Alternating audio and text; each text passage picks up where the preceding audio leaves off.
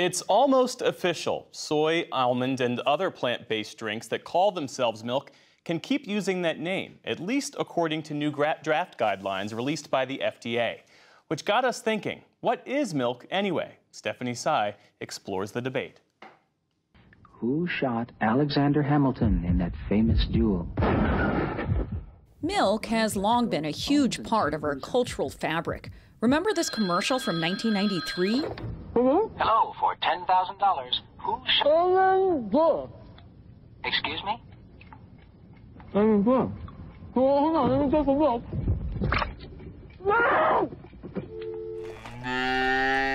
But there's been a groaning debate. As divisive as the question, is a hot dog a sandwich? Americans have been having a cow over the meaning of milk. What is milk exactly?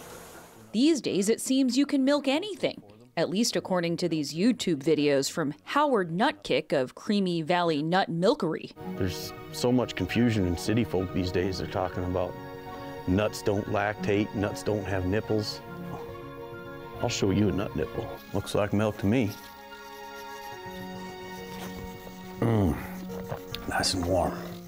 According to the FDA, milk is a lacteal secretion obtained by the complete milking of one or more healthy cows. Harvard School of Public Health website says it's liquid produced by the mammary glands of mammals. And dairy farmers like Harold Hourigan want to keep those definitions. These plant-based products, obviously they're well entrenched in the market.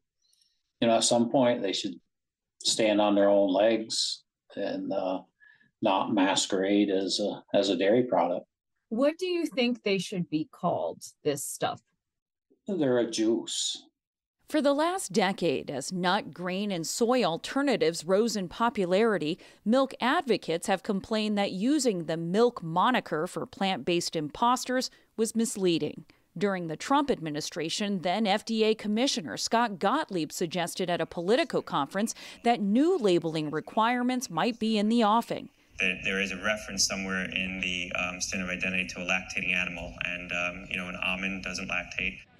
But last week, the Biden administration's FDA announced draft guidance that says plant-based alternatives are allowed to continue to call themselves milk.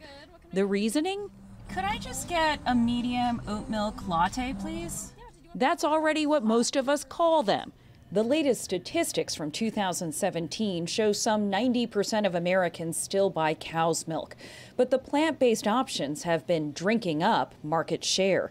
It's now a more than $2.5 billion industry and accounts for 16% of all milk sales in the U.S.